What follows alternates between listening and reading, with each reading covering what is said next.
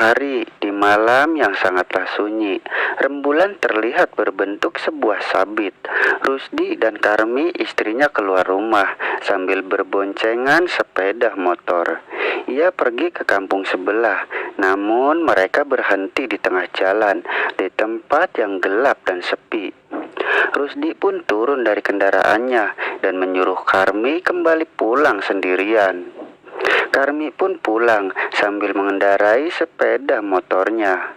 Rusdi masuk ke semak-semak.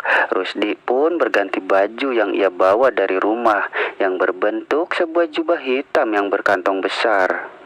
Rusdi duduk di semak-semak itu sambil mengangkat kedua tangannya dan membaca sebuah mantra.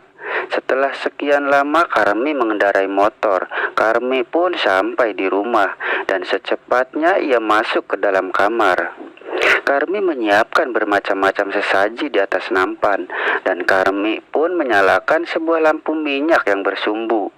Setelah lampu minyak dinyalakan oleh Karmi, Rusdi pun berubah seketika menjadi seekor babi yang berwarna hitam. Babi tersebut ialah babi ngepet yang akan mencuri uang di kampung sebelah. Rusdi yang berubah menjadi seekor babi pun melanjutkan aksinya menuju rumah-rumah orang kaya di kampung itu.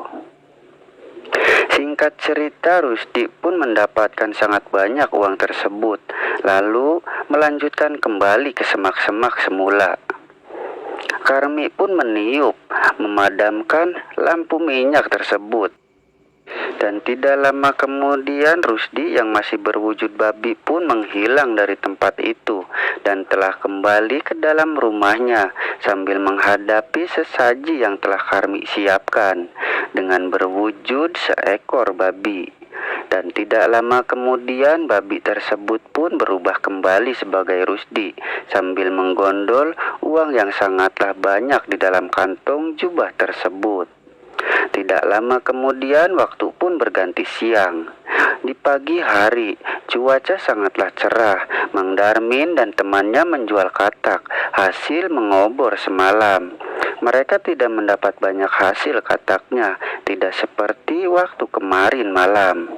Setelah mereka menerima uang hasil menjual katak tersebut, mereka pun pulang ke rumahnya masing-masing.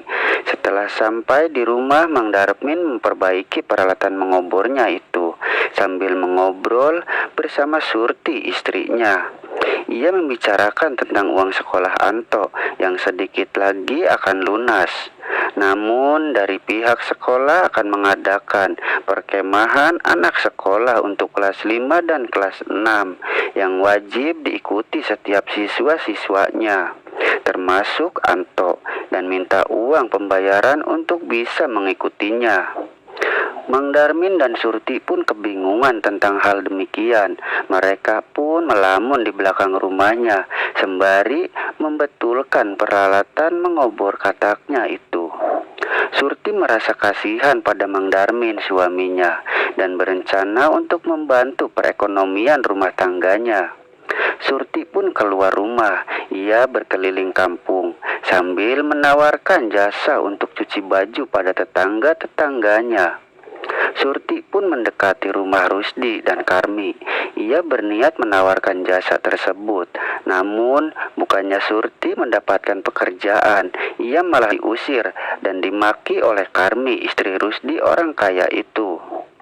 Surti pun pergi dari rumah mereka dan melanjutkan mencari orang yang membutuhkan tenaga Surti untuk mencuci baju. Surti pun menghampiri setiap rumah-rumah sambil menawarkan jasa tersebut. Waktu pun mulai siang. Surti belum mendapatkan pekerjaan itu.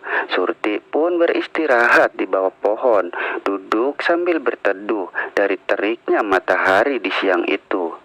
Surti pun melamun sambil menangis mengingat makian dari Karmi orang kaya itu.